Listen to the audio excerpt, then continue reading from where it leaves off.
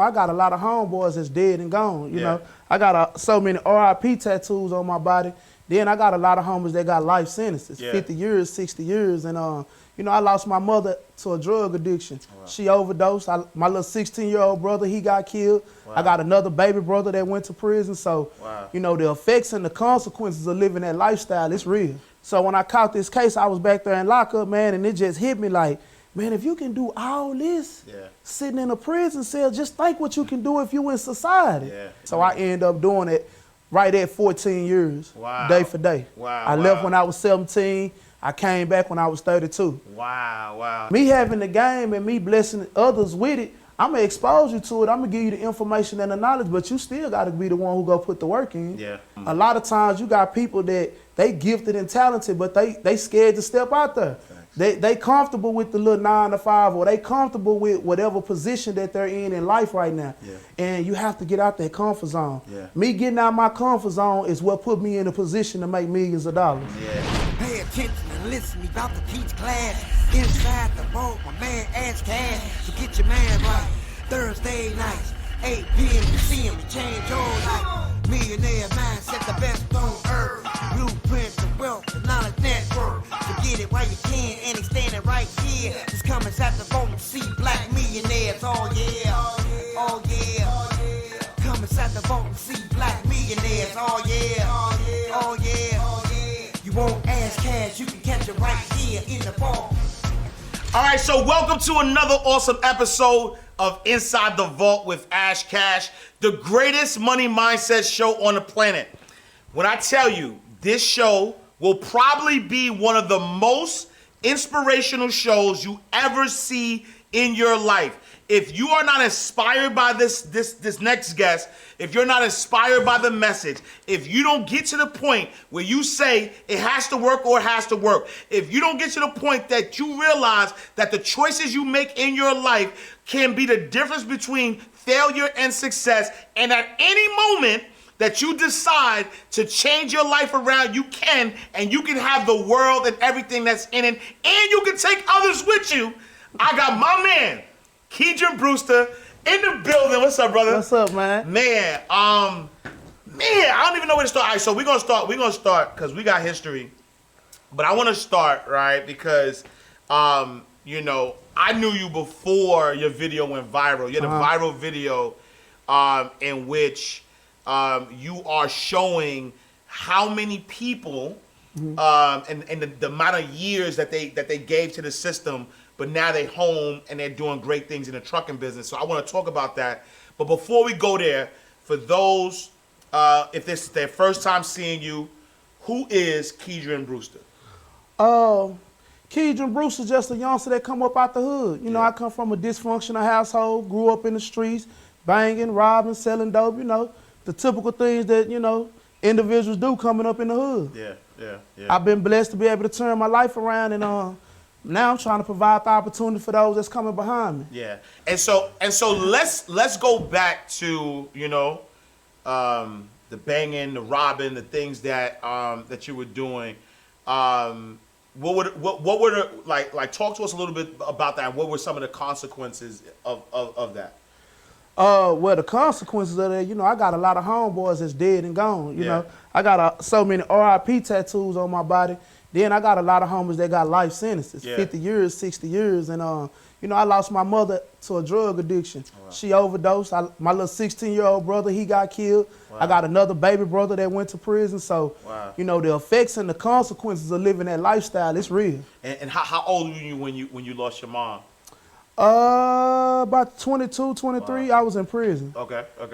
And then so you were also incarcerated, right? Right. And then so talk to us about your incarceration, like what led to it, and you know things like that. It's crazy because my homeboy come pick me up one night. I didn't even have a reason to go do this. I was trying to help my partner out. He the one who needed to do this. I went with him. Things didn't go how I was supposed to, man. We got caught. I went to prison. They sentenced me with 10 years at 17. And like that 9th year, I caught a case in prison. So I ended up doing it right at 14 years, day for day. I left when I was 17. I came back when I was 32. Wow. And then so you caught a case inside of prison. Correct. Yeah, talk to us about that. So when I was in prison, one of the reasons why I was, able to be successful in there, I had disconnected from society. So being incarcerated and being in society, those two totally different worlds. Yeah. So in there, you have to learn how to take care of yourself. Yeah. I wasn't blessed to come from a family that's finna be sending you money, writing you, visiting you, My mama told me, so when you get ready to go to prison, when you leave the county jail, you get to make one phone call. I'll never forget this phone call. This is the last time I ever got to talk to my mama. Wow. So I'm on the phone, I'm telling her like, man, mama, they finna send me to prison, it's real. Yeah. She listening, I'm like, damn, man, I don't wanna go down here. Woo. She listening. Yeah. And after I got through talking, my mama was like, so check this out. When you get to prison, I got a few dollars that I'm finna send with you. You gonna go down there, get all your appliances and your shoes, the stuff you need. This money is not for you to be trying to ball and parlay. We don't have a family that's finna send you no money. They not finna send you nothing. They not finna do nothing for you. So when you get down there, you need to be trying to find you a hustle in different ways, to take care of yourself. And the last thing she said that I just never forget this, she was like, if you don't come back home a man, don't even come back here. Yeah. So it was that conversation that led me to, once I got to prison, I done got caught up in the prison life. I'm looking for different ways to be hustling, selling stuff out the kitchen, doing this, doing that. But once, you've been in there for a little while, you start learning a few things. So I was able to, got laws bringing me cigarettes, weed, cell phones. So I had done created a whole empire inside the penal institution. Wow. And then so now you caught the case. What did catching a case while you were in prison, like, how did that shift your mindset? It devastated me. Yeah. So when I caught that case, they had me back there and lock up in none but my boxes. I was more devastated about this case than I was for the case that actually sent me to prison. Wow. I was finna get ready to go home in a few months when this happened. Yeah. I had been gone like right at 9 years, so I only had 10. Yeah. So when I caught this case, I was back there in lockup, man, and it just hit me like, man, if you can do all this sitting in a prison cell, just think what you can do if you in society. Yeah. You able to do all this in prison. You locked up, you locked down, you got all kind of rules and regulations against you. The state, so when a guard is hired in a penal institution, the state trains them to make sure that they know that the inmate is going to ask you for something. The inmate is manipulative. They go through this. Yeah. Okay, for me to be able to penetrate that and break all that down and still get you to be willing to jeopardize your livelihood to come help me, that spoke volumes to how bad I really was. Yeah. So I was like, man, you need to transfer, you need to switch. Yeah. If you can do this here, you can do it out here on a legal level. So that's how that went. Wow. And so now you come home, and now you killing the game, right? Not only killing the game, from a trucking perspective, but a business perspective. 2 books, best-selling author. Talk a little bit about where you are now today. So now you came home, had this realization that I could use the same skills that I was using. Now I'm gonna do that in society. Talk to us about that. So once I came home from prison and I saw the demographic as far as what was going on, my partners, they still doing the same thing. Yeah. People that I grew up with, they were still stuck on stupid. Yeah. They still where we grew up at. So I was like, damn, exactly what I was doing in prison, I need to switch that out here. Yeah. So I got a job when I first came home. This is when things kind of started just clicking to me. I've been working here about like 6, 7 months, almost 8 months. One day out of nowhere, the plant manager walked up to me. He like, hey, Brewster, how would you like to be a supervisor? I started laughing. Yeah. I'm like, you for real? He like, yeah, I want you to be a supervisor. Yeah. I'm like, for real? Yeah. He like, yeah. I said, oh, nah, y'all ain't trying to pay me. Y'all just trying to give me the position, but don't want to pay. He was like, nah, we're going to increase your pay and everything. So I was so blown away by this because I wasn't trying to be no supervisor. I wasn't trying to do nothing. Yeah. I had to ask the man, like, bro, why y'all making me the supervisor? The man say, you come to work every day. You always on time. And when you here, you work real hard. So I'm like, that ain't nothing. I'm like, but once I start kind of looking at it, you got individuals, we're supposed to be at work at 7. You don't get here to 7:30. I'm here at 6:30. I've been dreaming of doing this here for years. What you think is work, this is nothing to me. You know what I'm saying? Right. We in here, we worked on an assembly line. Yeah. So they trying to, you know, stretch the work out for a whole day. Man, I'm starting to be through with this in 3 hours. Yeah. Next. Right. But it was that work ethic that I started seeing, like, hey, what they take for granted out here is nothing to you. Yeah. And it was that allowed me to become a supervisor. And once he gave me that position, I knew. I was like, oh, yeah, it's good. Yeah. It's good. You need to turn up. You need to go on, put your game. You need to go on, stretch out. Yeah. And then what was your transition into entrepreneurship, right? Like now you got this job, and I love what you said, so I don't want y'all to miss that, right? Is that the disciplines that you had working at your 9 to 5 had, you know, I mean, honestly, just going above and beyond in your current position got you a promotion that you wasn't even looking for, got you money that you wasn't even looking for, and I'm pretty sure that same discipline, that same attitude of excellence has made you very successful as an entrepreneur. So what was that transition like for you? So that transition, I had been working in a warehouse, bro, and I was tired of that. Yeah. You know, I'm getting into it with, man, if I'm back from break, I'm 10 minutes late, man, they gonna write me up. It was just so much going on. I was looking for something different. So we got a spot back home. It's called Big T Bazaar. It's a landmark in Dallas or whatnot. It's in Oak Cliff. So I pull up there, you know, I go see my homeboys. It's the weekend, you know. So I got a homeboy, bro, he got on a big chain. Yeah. Diamond top, bottom, tats everywhere, candy red, Camaro on forges. I'm like, damn, bro, what you got going on? Yeah. You know, I'm hollering at. He like, what you talking like, man, what you got going on? I need to get at the money. What's up? Right. He like, nah, I don't do nothing, bro. I just drive trucks. Yeah. I said, man, go on, man. What's up? Yeah. He like, nah, bro. I got like 2 or 3 different routes. You know, I might go to Oklahoma, Louisiana, come back. He saying I make about 2 bands a week. I'm on child support and everything. I say, for real? Yeah. He say, yeah, I left that parking lot right then and there, got in my car, drove home, walked through the door and told my wife, hey, babe, we need to get my CDL license. So she laughing like, what? Boy, I've been telling you that for years. Yeah. Where this come from? Yeah. Because my wife is the first person who introduced it to me when I was in prison. She come visit me, telling me about, you know, you can drive trucks. I'm telling her, babe, I'm a player. I ain't driving no trucks. You tripping. You know? But when I came home and my partner giving me the game like this, I'm like, damn, bro, you living like this from driving trucks? Yeah. He like, yeah, this what's up. I left and went and got my CDL. Like, it took me about 3 weeks. Got that CDL license, man. I jumped in the truck. I went state to state for about a whole year. Yeah. And that same partner, he was like, you know, you be out for 2 weeks, come home a week, 2 out. So the week that I'm home, you know, I be out in the city flipping, pulling up on my partners or whatever. Yeah. So he, every time he see me, this what he say. How many miles you drove for that company? Yeah. I be like, about 5,000, 6,000. You could have drove that for yourself. So I'm like, damn, bro, you think I can get my own truck and stuff? He say, why not? You drive for them every week. You can do that same thing for yourself. So shit, one thing led to another, man. I jumped out there. Yeah. Let's get it on. Let's see what I can produce. Let's see what I can do. And the beautiful thing about it is I wouldn't have never known my full potential and my capabilities had I not stepped out there. A lot of times you got people that they gifted and talented, but they scared to step out there.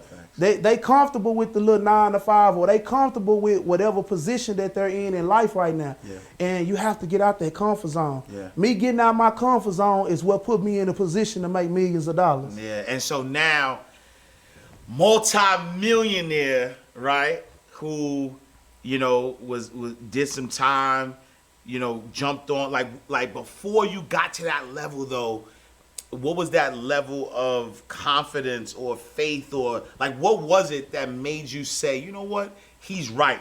Because behind the scenes we was talking about this, man. Like, you know, a lot of people, especially our people, you might give them the game. You might like usher the game to them and give them all the information.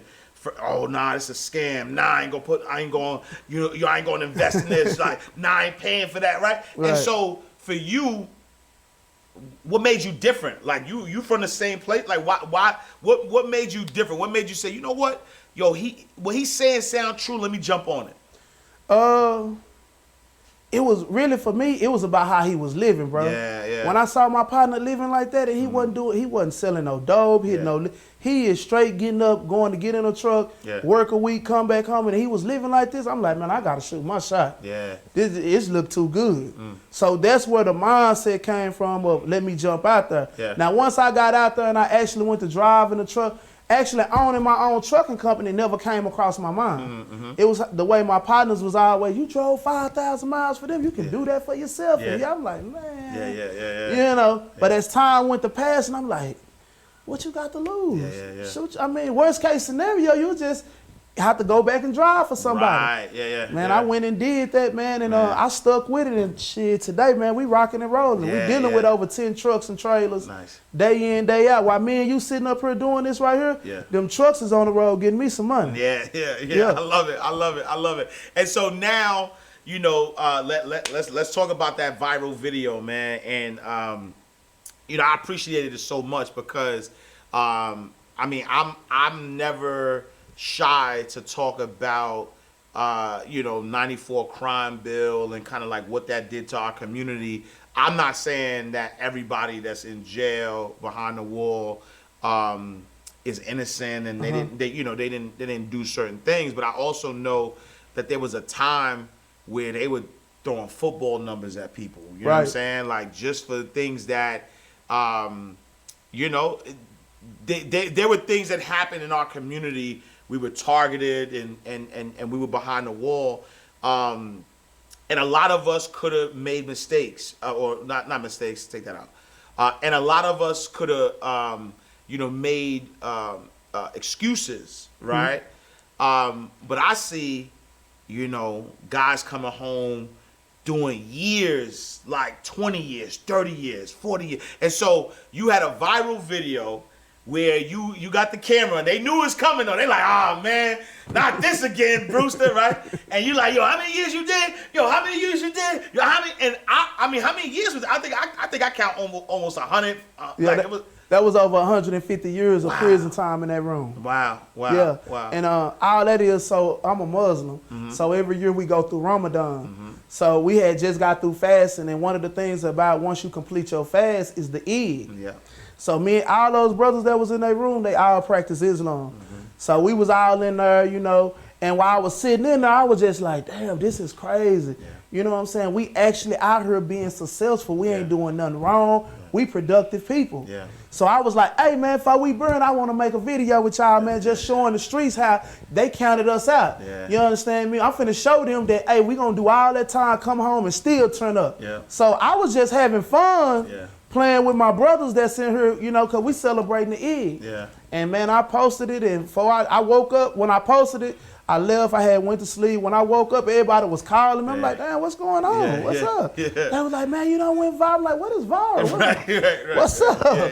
So once I saw it, I was just like, man, that's all Allah, you know. I didn't have nothing to do with that. That was just the good Lord blessing me however he chose to bless me. Absolutely. And that blessing actually came from, because yes, you went viral, but you went viral because you learned the game, and instead of keeping the game to yourself, you're helping others and you're putting other people on. Talk a little bit about that, like the importance of not holding the blessings to you, right? Not getting to a space where you are the only one trying to shine, but like, here's the game. Let me help you out. So for me, it's a little saying that me and my partners always got. We call it the game God. You know, and in order for you to become successful, your character has to be impeccable. You know what I'm saying? In order for you to be successful, you're going to have to be a good person. So me having the game and me blessing others with it, I'm going to expose you to it. I'm going to give you the information and the knowledge, but you still got to be the one who go put the work in. So I always saw it from the standpoint like, I know didn't nobody give us, we don't have individuals that's willing to let us in the room like that. You know what I'm saying? So me getting in the room, when they let me in, they letting the streets and the rec yards in. So once I'm in, I'm finna bring all y'all with me. But at the end of the day, you're still gonna have to put in the work, bro. I'm gonna expose you to it. I'm gonna give you the information. I'm gonna give you the knowledge. But the hustle is sold separately. That's about you. And talk to us a little bit about that, right? About that hustle. Like if somebody right now, is like, you know what, man, I've been driving trucks and I want to own a truck. Or, yo, I just came home and I want to figure out, how to change my life. Or it don't even got to be somebody who's just coming home. Somebody got a dead end 9 to 5 that they hate, that they don't like, but they want to take back their freedom. What's the first step? How does somebody get into the game? You need to get a CDL license. Yeah. And even if you don't get a CDL license, you need to at least go and inquire about a truck. I know a lot of people that want to get into trucking, but you ain't never even talked to nobody who owns trucks. You ain't never did no homework or no research. All you know is that you want it. Yeah. So LeBron James, he said something, and I was in prison when he said this that literally changed my whole life. Ray Allen had just hit that, I think this was back in 06, 07, but they were playing San Antonio, and Ray Allen hit that shot in the corner that allowed them to win the championship. So when they was interviewing LeBron, they told LeBron how like a lot of people feel like you got lucky with that ring. So he was like, yo, luck is only when preparation meets opportunity. He said, you know how many times we had done went over that same play in practice? Yeah. He said we had done went over that so many times that I knew Ray was gonna hit that. So when you've been preparing like this and the opportunity is open for you, that's where the magic come in at. So that's the same thing with trucking. I didn't necessarily know that I was gonna own all these trucks and travel the world doing the things I knew. But when the preparation met the opportunity, boom, that's where the magic collide in. So you never know where your opportunity gonna come from. You need to get up and at least start putting forth the effort like, hey, let me go talk to the truck people. Let me go talk to the trailer people. Let me go talk to somebody who do this. Before you know it, man, preparation, the opportunity, that's where the magic come in at. You don't know where the blessing gonna come from. Because I can give you the game forwards and backwards, but your outcome may be different than mine. That's just how that goes. And you said something that's really good, and so first and foremost, right, get a CDL license or even just inquire, right? Be around people who are in the business, learn from them, and then they could kind of guide you. And you said something that's really key because, how we met, was was an inspirational story for me because, I mean, number one, you wrote a book, and then you reached out, bought one of my programs, and was talking about becoming an author, right? You were like, yo, Ash Cash, I see what you're doing. I wanna learn how to write this second book, and I want this to become a bestseller. And I think more importantly, before we even get to how we got to a bestseller author, you hit me one time and you was telling me the story about one of your partners, man. Can you share that story with the folks, man? So I got, I'm connected to the prison system in Texas real tough. So one of my best friends, a guy that was in prison who actually raised me in prison, he called home one day. His name Lil Taco. So he called home one day, and my bro, we real big on education and bettering ourselves. So, anytime he read a new book, when he talked to me, hey, bro, I read this book, and this what the play is, this what they talking about. Hey, we need to take this out the book and see if we can incorporate it. Like, this is just what we do. So one day he calls home, and he telling me about a book he read named Mind Right, Life Right. So I'm like, oh, yeah. I say, who is the author? He say, Ash Cash. I say, Ash Cash? He say, yeah, bro, this book here is the business, bro. This man done really straight up changed my life, bro. I see things different. He explained this, that, so I'm listening to him. So after he get through talking, I say, yeah, man, Ash Cash, that's one of my partners, man. I mess with it. Man, go on, bro. You don't know Ash Cash. I say, nah, I'm for real, bro. Ash Cash, that's the one I'm finna mess with, man, on my second book, man. He's like, is you serious? I say, yeah. I say, you know what I'm gonna do? I'm going to call Ash Cash, man. I'm going to tell him to give you a shout out. He say, man, don't be playing, bro. Don't be telling me that you finna get Ash Cash. I said, nah, man, Ash Cash, that's my partner.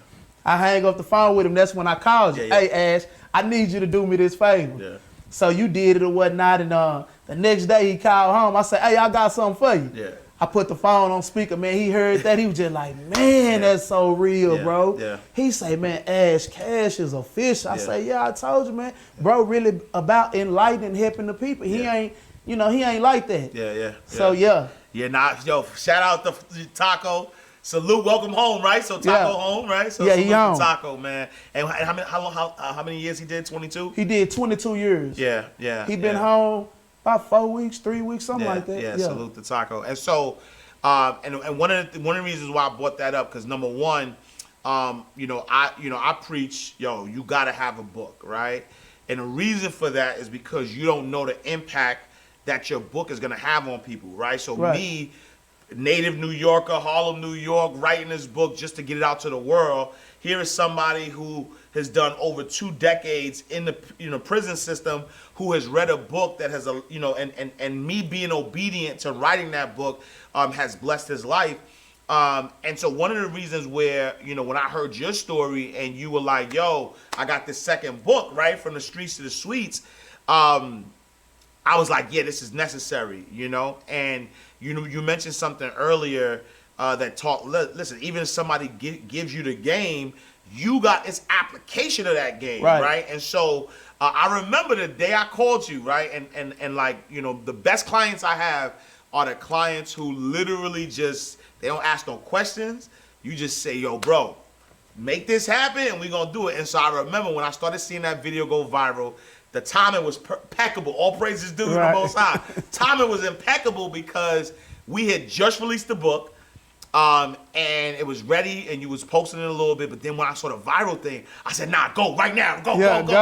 I remember that. And I want to say, within 2 days or 3 days, we hit the #1 bestseller. Right? Talk about that book experience to you, being a bestseller, the work that you had to put in, and and how has books changed your life?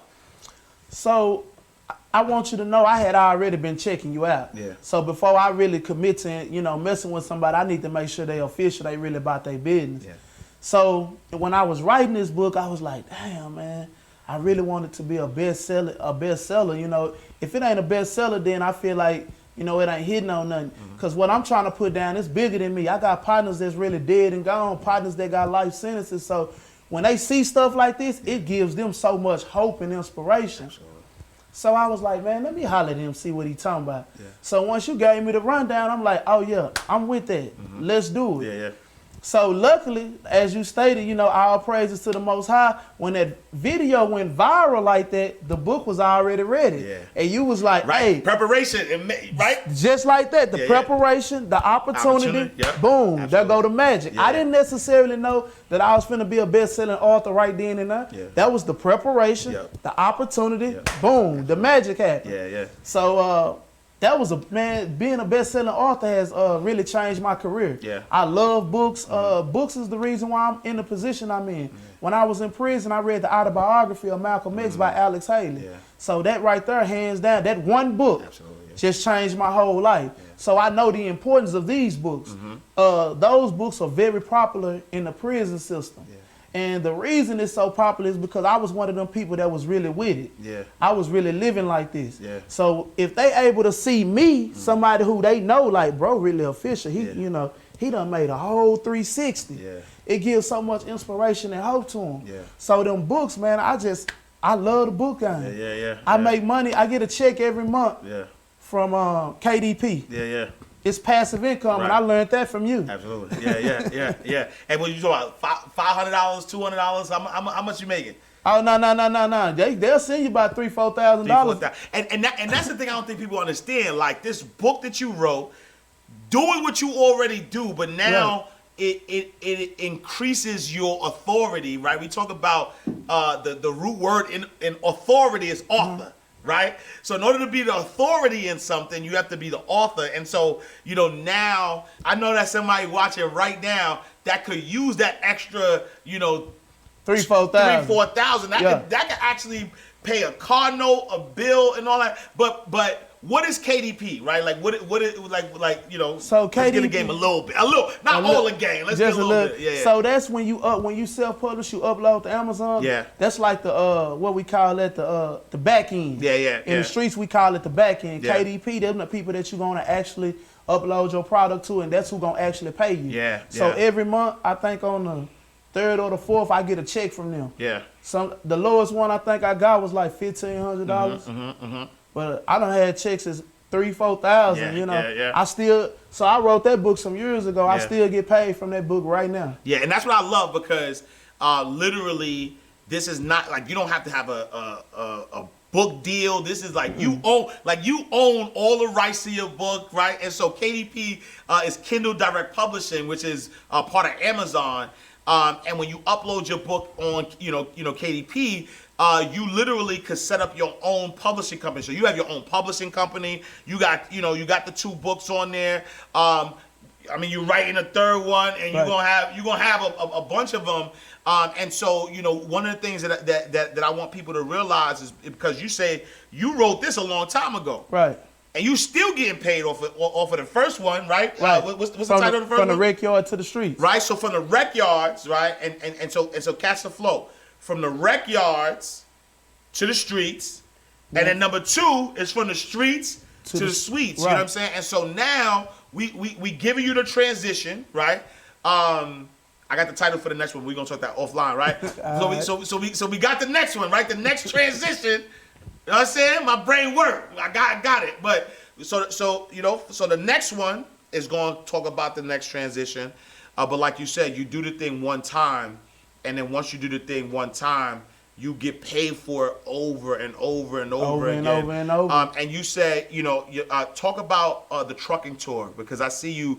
It's not only you, but it's you in a crew of multi-millionaire truck owners who are doing some awesome things. Talk to us about that tour, please. So the Trucking Millionaires tour, that's a tour where a whole lot of us who are actually in the field, actually making real money from trucking, done came together to provide the information to the people. Yeah. So you got the trucking guru, Keiran, we got the box coach, Sheldon, we got Marcus, Blue Collar, we got Trailer Strong, we got Eric, the DOT. This is a real police officer who can really actually show you the DOT, the rules and regulations of how to do this. So, and then me, I'm the king of hot shots. So what's DOT and what's hot shots? DOT, Department of Transportation. It's rules and regulations dealing with them trucks and them trailers. And if you don't know it, you ain't finna do nothing. So let's say, for instance, you made $6,000 this week. You finna spend 4 of it in fines and fees. So it doesn't matter that I done made millions of dollars. The question is, out of all those millions I done made, how much of that was I able to keep? So this is the reason why you want to invest in learning the information. The Trucking Millionaires tour, that's just us coming together to really give a game to the people in a language that we understand. Absolutely. In a way that, okay, when you leave this conference, if you don't know nothing about trucking, when you leave this conference, you should know enough to be able to Monday morning get started. May that be dispatching with Kiara and the trucking guru, the tribe. May that be the box coach Sheldon. May that be Marcus, Blue Collar. This is oil and gas. The people that's out in the oil fields, this man is going to turn you up. May it be Trailer Strong with showing you how to make passive income from messing with the trailers. May that be me showing you how to just go to the dealership, get a dually truck and a 40-foot gooseneck trailer, boom, connect them and go get the money. And that's what a hot shot is? That's what a hot shot is. Copy that. Okay. So that tour, man, I enjoy being able to do it because it gives my people a real opportunity and real information. It ain't no fluff. It ain't no politics. It's straight to the point. This what it is. This how it is. This is what you need to do. Now, if you're not able to execute once you leave the Trucking Millionaires tour, then I don't even know what to tell you. Yeah.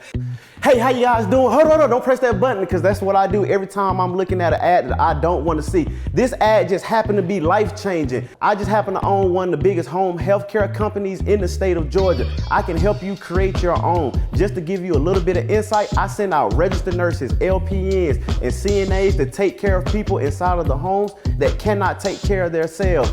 But guess what? You don't have to have any medical background, and you don't have to have any medical knowledge. So if you're wanting to change your life and you have a passion for actually taking care of people, then go ahead and sign up for Home Healthcare Blueprint. I'll see you guys later. And a couple of things I want to say that I love about what you do, why your message is important, because I'm a big fan of the Science of Getting Rich, right? And the Science of Getting Rich talks about we don't need preachers who are just going to tell you what to do.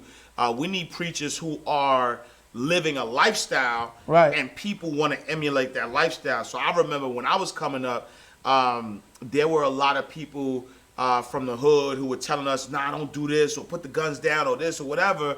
But it's like, yo, if you're not showing me a different way, how you going to tell me to Right. not do something and not give me an alternative, right? Right. And so you're not just out here as a motivational speaker and just going around saying, yo, I did X amount of years and you don't want to be like me. You like, no, I did X amount of years and this is what I've done. Yeah, you want to be like me, right? Because if you were in that system, if you just flip, you know, whatever you were doing around, you could actually get to a space. And so I love that you are an example, right? Not just a talking head, you are actually an example. And so now, from that example, you have gotten the attention of a lot of celebrities and rappers who are now wanting to use their influence to really help the youth, right? Can you talk about that a little bit? Right. So, man, hands down, Jim Jones, Pee Wee Longway, Lil Keke from H-Town, like, you know, I got so much love and respect for them because they actually done reached out like, hey, man, I see what you doing. Man, tell me how this can help my little homeboy. I got little homeboys that's really still in them streets, really coming home from prison. I need you to come up here, give me the game on how I need to do this so I can put them in the trucks. And so you got a lot of people that, like the bloggers, they report all of the negative stuff that's going on with the entertainers and the rappers, but we don't hear the good stuff that they doing. You know, that's even like back home. I got a guy that's a big time rapper named Trap Boy Freddy. He got a lot of, they promote all of the negativity that's around his name, but they don't promote the fact that this is the same guy that'll be in the neighborhood passing out hundreds of bikes. It's Christmas time. He gonna make sure every kid out here get bikes. Back to school, he giving away 200-300 backpacks full of supplies. So when it comes to them, I just like to promote the good that they doing. From Jim Jones to Pee Wee Longway to Lil Keke and any other celebrities. Even OG Shabazz, you know what I'm saying? They see that it's real and they want to be able to put their partners in position to get on. Everybody can't rap. You see what I'm saying? Everybody not gonna be able to do that. But you ain't got to do that. Hey, Brewster just showed me how you can go get in that truck and make you some thousands of dollars. So I got big ups and love for the hip hop community. No, I love it. I love it. And so now, you know, Brewster at where he is right now today, if he could go back, right? So you went to prison when you were 17 years old, lost your mom while you were in prison at 22, lost cousins, lost all of these different family members. But if you could go back, knowing what you know right now, if you could go back to your 17-year-old self, what advice would you give young Keidrain Brewster?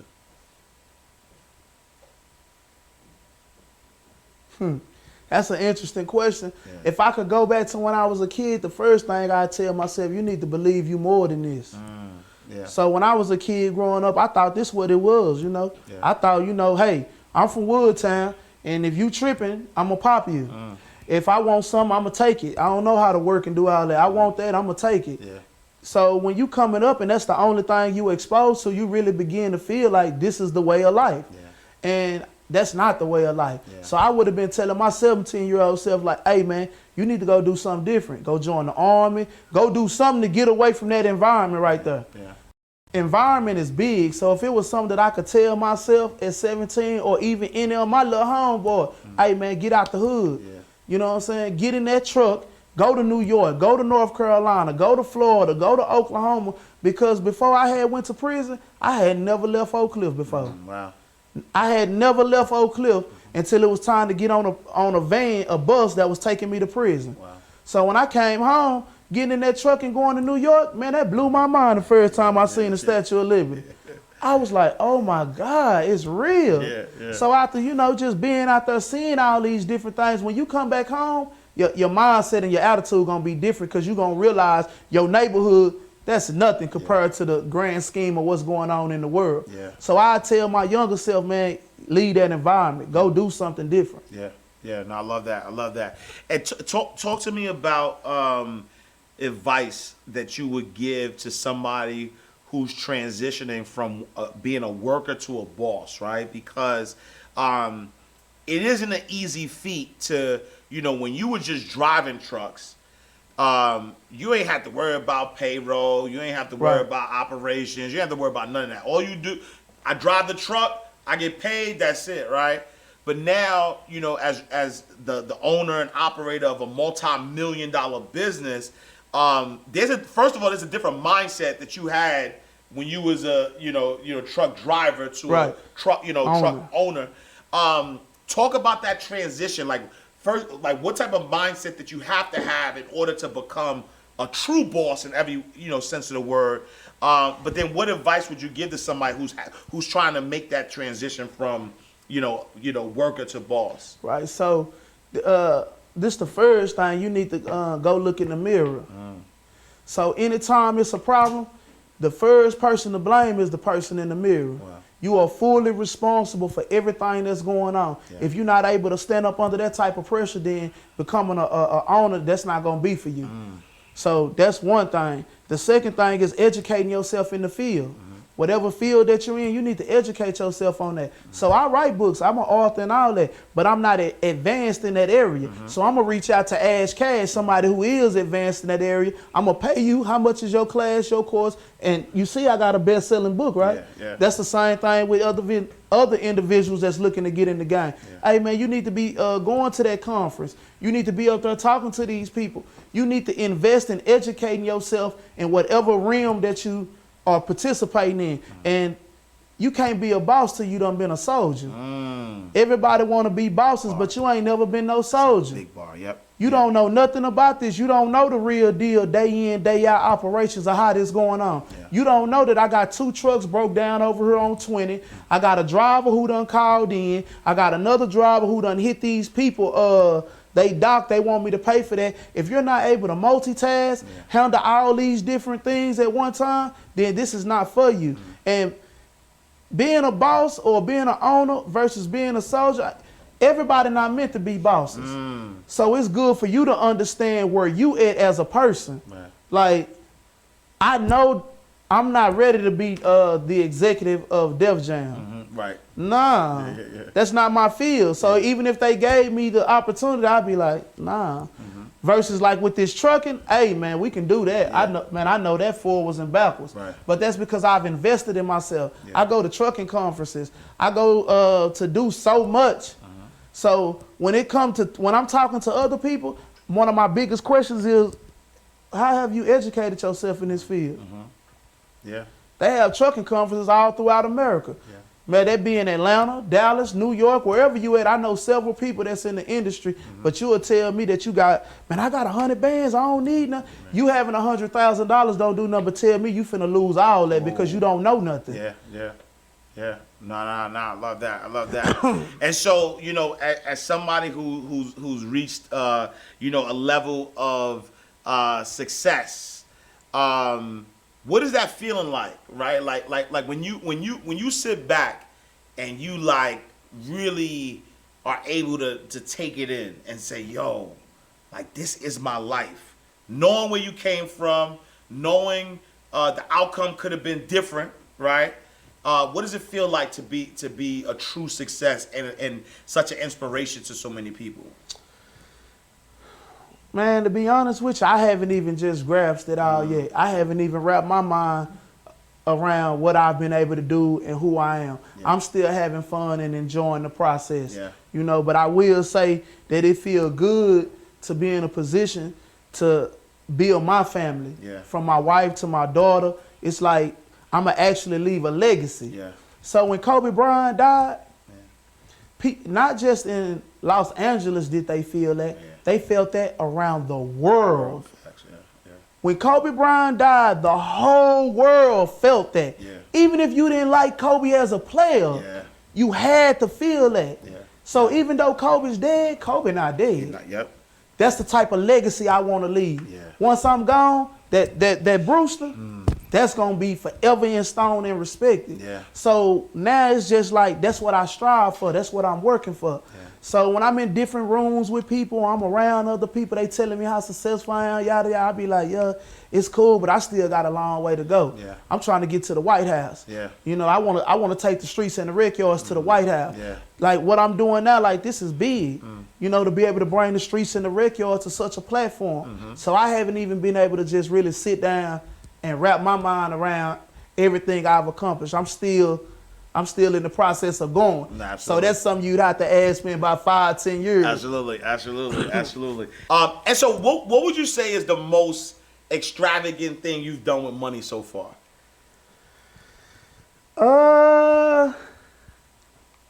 The most extravagant thing I think I done did, I would say when I went and bought my chain, because I spent a lot of money. I ain't never spent no money like that before. Yeah. But I did it because I wanted to invest in the brand. I did it because I got partners in the hood. You know, them kids, they want to have the big chains. This is what they committing the crimes for. So now let me go spend a big bag of money on these same things and show you ain't got to commit no crimes, fam. We can have everything that they got and do right.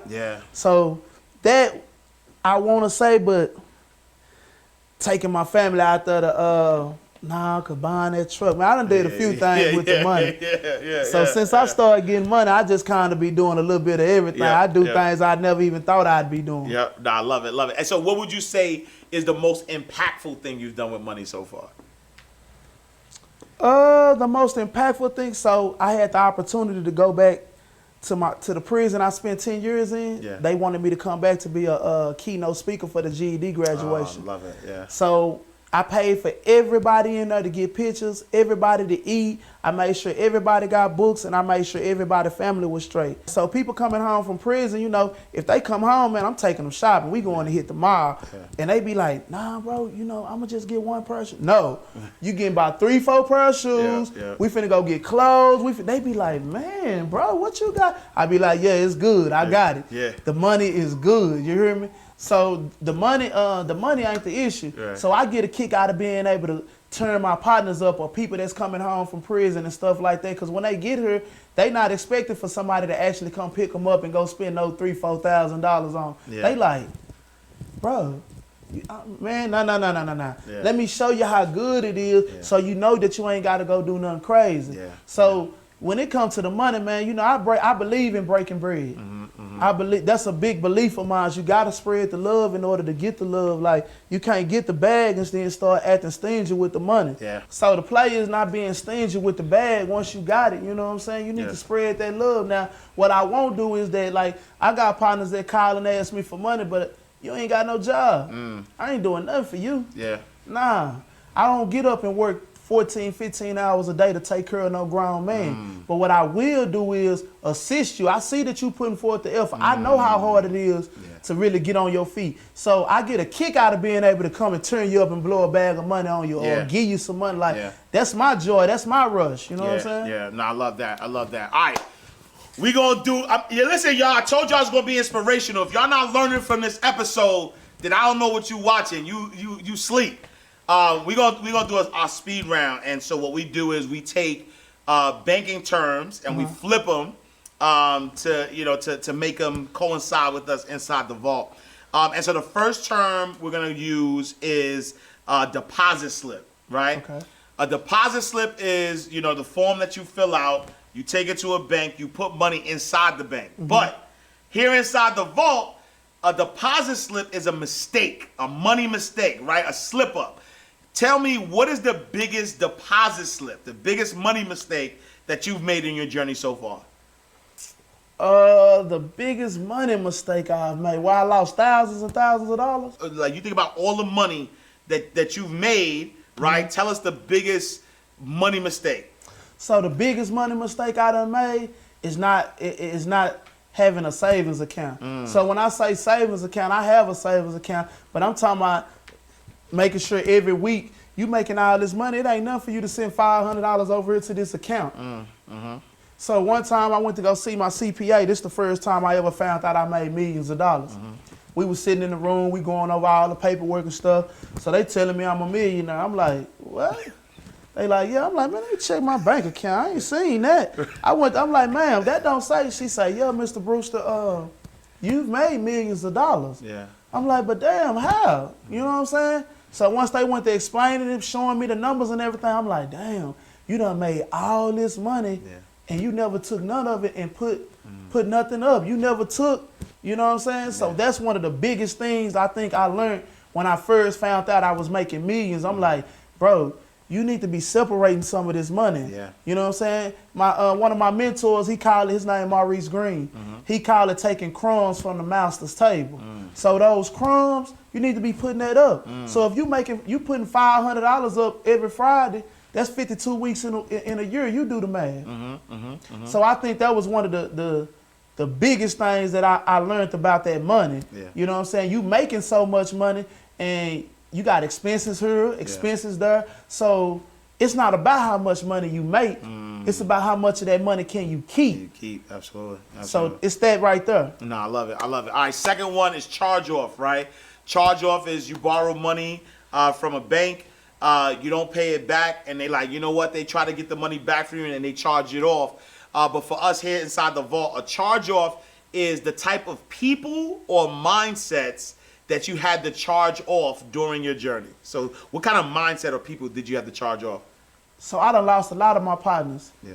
People that I was just really close to, you know what I'm saying? I'm no longer associated and tied to them. Yeah. So once you start becoming successful and you really trying to change your life, you're going to have to separate away from the foolishness. So I don't invest in non-promising people. So I don't deal with negativity. I don't deal with drama. I don't associate with those type of people. So I got partners that's really still caught up in that lifestyle. I love you, bro, but I ain't living like that, so I can't be around that.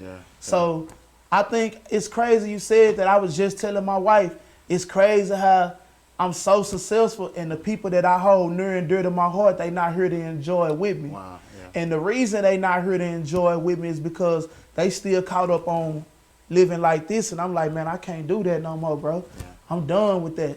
So I think, you know, that's been one of the biggest things for me, not being able to, because I got love for a lot of people, but it's certain individuals that I done been in rides with, I done been in shootouts with, all kinds of things. And now that I've changed over and I done became so successful, they not even here with me to be able to enjoy it. Yeah. All right, last but not least, trust account, right? And so a trust account is where you take all of your assets, you protect it, you allow it to grow, and it helps pass it down to the next generation. But for us here inside the vault, the trust account are the people or mindsets that are in that trust account that help you grow, that you want to kind of, that you keep around you in order to, kind of get to that next level. Who's in Keidrain Brewster's trust account? So we call it a round table. So before I make any decisions, it's a group of people that I'm gonna speak to. So you got one of my big homies, his name Trey. He from Fort Worth. One of my mentors, his name Maurice Green. He like a father to me. My father-in-law, Virgil Pena. My wife. Those 4 people, before I make any decisions, I'ma holler at them like, hey, what you think about this? Or what you think about that? You know what I'm saying? Yeah. So I don't like to just make decisions based off of how I feel, because I'm gonna go. Yeah. Man, I'm gonna go. Let's do it. Where they might be like, nah, you need to do it like this or do it like that. So I try to keep a round table around me. Yep. And them the 4 people. Yeah. And talk about, I know there's a situation in which there's a potential for you to be exonerated or pardoned. Talk about that and the young lady who's helping you with that. So it's a lady named Christina Crane. She has one of the biggest nonprofit organizations in the state of Texas. It's called Unlocking Doors, where she's giving me the opportunity to build a mentorship program. Like, she just, here you go. You do what you want to it. You tell us how to work it. So she sees a lot of the work that I do in the community or whatnot. So she was just like, hey, man, we finna work on getting you pardoned. Nice. And I'm like, damn, for real? Is that good like that? Yeah. She like, yeah, man, you been home. It ain't like you just started doing this. You've been doing this for years. It's just the world is just not seeing it. But you've been doing this for years, They got a good relationship with the governor, so that's what we going for. Nice. If not at the end of this year, probably around the beginning of next year, man, we need to be pardoned. I love it. All right, y'all. Keidrain Brewster, the guy who will inspire you, will help you know that you got to get to the next level. No excuses. If people wanted to connect with you, where can they find you? Instagram, Facebook, TikTok, Bossman Brewster, and or you can go to my website, BrewsterTrucking101.com. Any one of those, you'll be able to lock in with me. But I often tell people, you know, I got thousands of people sending them DMs. Yeah. So if you really trying to lock in, then you need to be trying to make sure you booking a consultation call, you on that website. This is how you're going to really get my attention. I don't want to talk just to be talking. I need to talk to the people that's serious about being successful. I love it. Love it. My brother, man, I Ask appreciate Cash. you, man. Thank you so much, man. Thank you for all you do, man. Keep, you know what I'm saying, inspiring the streets, because what you do is necessary. All right, y'all, another powerful episode of Inside the Vault with Ash Cash. We are closing out the vault. You know, make sure you check us out. Follow us everywhere at Inside the Vault. Follow me at I am Ash Cash. And I appreciate y'all. Thank y'all for tapping in. Subscribe, like, review, share this episode. Tell a friend to tell a friend. And I'm going to see y'all next time in God's will. Same time, same place. Inside the Vault. Ash Cash out. Peace. Oh yeah. You won't Ash Cash, you can catch it right here in the vault.